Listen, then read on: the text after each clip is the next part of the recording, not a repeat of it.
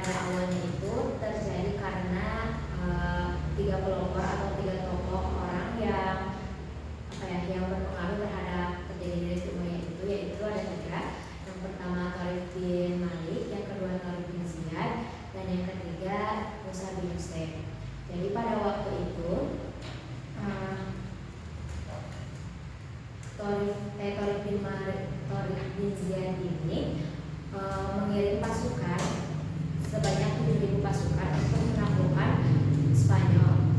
Nah, waktu itu dibantu oleh Musa bin Hussein. Pada awalnya memang membutuhkan 7.000 pasukan, tetapi karena harus melawan kerajaan Mongolia yang dipimpin oleh Raja Rodelli, sehingga mereka membutuhkan 5.000 pasukan lagi agar bisa mengalahkan pasukan tersebut. Dan latar belakang terjadinya dinasti Umayyad ini juga karena adanya Abdurrahman I yang datang dari Abbasiyah setelah pelariannya ketika Damaskus runtuh.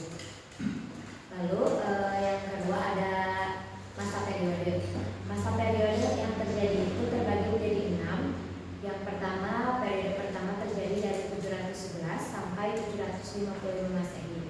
Pada saat itu di sini sama dengan latar belakang, yaitu ketika di mana adanya tiga tokoh sentral yang berpengaruh terhadap Damaskus ini melakukan misi penaklukan di Spanyol, di Andalusia ini, di Liberia Cordoba, di kota Liberia Cordoba. Mereka melakukan penaklukan ini dengan pertamanya dengan mengalahkan pasukan raja dari kerajaan Belgia, dan mereka juga di situ kedatangan dari Abdurrahman I yang bernama Abdurrahman al-Dakhil, yang dimana beliau datang memproklamasikan kekuasaan independen di Cordoba. Nah, lalu untuk periode yang kedua, yaitu dari 750 Masehi sampai 788 Masehi, di mana saat itu Abdurrahman I ini, Abdurrahman al-Dakhil, tidak ingin dikuasai oleh Abbasiyah, sehingga beliau pada saat itu melakukan pembelian wilayah terhadap gereja Visigoth untuk menjadikan wilayah tersebut menjadi Masjid Agung Cordoba. Nah, setelah itu Abdurrahman al-Dakhil juga tidak hanya membangun masjid, tetapi beliau juga membangun sekolah-sekolah untuk umat Islam saat itu. Nah, setelah itu ada periode ketiga dari 788 Masehi hingga 912 Masehi. Pada saat itu masih terjadinya pengembangan lahan dari Abdurrahman al-Dakhil ini untuk memperluas wilayah tempat beribadah untuk umat Islam, karena pada saat itu tempat ibadahnya umat Islam itu disatukan atau barengan tempatnya dengan Kristen, karena wilayah tempat beribadahnya umat Islam juga membeli bekas wilayahnya Kristen. Nah, pada saat itu setelah itu periode keempat dari 912 sampai 951 Masehi, di mana terjadinya pemberontakan karena adanya orang-orang umat Muslim juga yang mendirikan dinasti-dinasti kecil, di mana mereka itu memecah belahkan. Di setiap kotanya itu terdapat beberapa bagian dinasti juga, tetapi dinasti yang sangat berkuasa dan kuat dengan menyebarkan agama Islam adalah dinasti Muwahhidun dan dinasti Murabitun. Setelah itu periode kelima pada 951 Masehi sampai 1236 Masehi, di mana saat itu adanya pergantian pemimpin, yaitu dengan Abdurrahman III, dan dibantu atau nanti pengganti Abdurrahman III itu Al-Hakam II, di mana mereka di situ melakukan pembangunan lagi. Jadi pada saat itu Abdurrahman III ini membuat universitas di kota Cordoba, di mana universitas itu menyediakan tempat yang sangat bisa mensejahterakan bagaimana rakyat Muslim saat itu. Jadi orang-orang bisa sejahtera karena adanya universitas tersebut. Setelah itu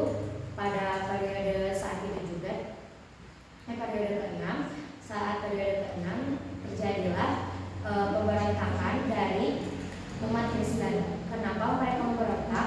Karena mereka telah belajar atau ada masa kebangkitan bangsa Eropa, yaitu bisa disebut juga Renaissance, di mana mereka itu telah merasa bahwa mereka ini yang punya lahannya saat itu. Jadi mereka tuh kayak ingin merebut kembali apa yang telah dia dapatkan sebelumnya, sehingga pada waktu itu mereka umat Kristen ini mengambil alih kembali, sehingga sampai saat ini Masjid Agung Cordoba ini dijadikan sebagai museum karena sebagai tanda bahwa umat Islam dan Kristen itu pernah mengalami sejarah yang terjadi pada masa tersebut. Nah, lalu setelah itu, setelah masa periode ada perkembangan ilmu pengetahuan, itu poin kedua. Perkembangan ilmu pengetahuan pada saat itu, sebelum dinasti Umayyah datang ke Spanyol, sebenarnya warga Spanyol itu sangat gelap terhadap ilmu pengetahuan karena mereka tidak tahu bagaimana untuk menjalankan dinamika kehidupan. Namun setelah datangnya dinasti Umayyah ini, sudah berdiri dinasti Umayyah di Spanyol, mereka mendapatkan ilmu pengetahuan dari orang-orang yang berkuasa pada saat itu, dari kekuasaan Islam. Jadi karena agama Islam itu tidak mendiskriminasikan bahwa kita itu tidak boleh berbagi ilmu, sehingga mereka itu berbagi ilmu dan orang-orang di Spanyol itu mau juga untuk memperkembangkan ilmu pengetahuan mereka, sehingga pada saat itu pada abad ke-14 Masehi, seperti yang dijelaskan sebelumnya, ada masa Renaissance, yaitu masa kebangkitan Eropa, di mana mereka juga setelah kayak diskusi gitu, mencari ilmu pengetahuan terhadap orang-orang yang berkuasa pada kekuasaan Islam itu, sehingga mereka juga bisa mengembangkan ilmu pengetahuan mereka dan kembalinya bangsa Eropa itu bangkit kembali. Nah, setelah itu untuk pembangunan yang terjadi di sana seperti yang dijelaskan sebelumnya, ada pun Universitas Cordoba, ada pun Universitas Sevilla, juga ada Kota yang Bercahaya, lalu Madinah Azhar, dan yang terakhir itu ada Masjid Agung Cordoba yang sampai saat ini menjadi museum sebagai pertanda bahwa terjadinya sejarah antara umat Islam dan Kristen. Lalu yang terakhir adalah faktor pengaruh dari runtuhnya dinasti Umayyah ini setelah dari berbagai periode masa periode yang telah berakhir. Jadi dinasti Umayyah ini mengalami faktor kemundurannya itu atau faktor runtuhnya itu karena yang pertama adanya komunikasi antara atasan dan bawahan yang kurang intensif. Yang kedua yaitu karena adanya khalifah-khalifah yang kurang bertanggung jawab. Jadi adanya mereka tuh seperti yang orang katanya dalam cerita ini, dalam sejarah ini diceritakan bahwa ada khalifah yang memang mereka itu kurang bisa memimpin sehingga dapat memperhambat kejayaan dinasti Umayyah. Lalu yang ketiga yaitu karena adanya dinasti-dinasti kecil yang seperti saya jelaskan sebelumnya, mereka itu terpecah belah. Nah, lalu yang terakhir adalah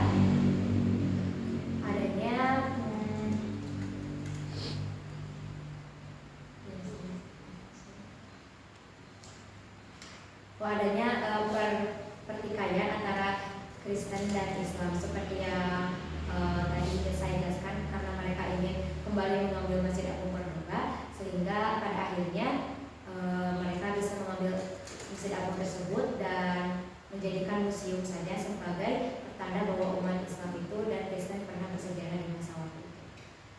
Mungkin itu yang dapat saya sampaikan. Terima kasih. Mohon maaf bila ada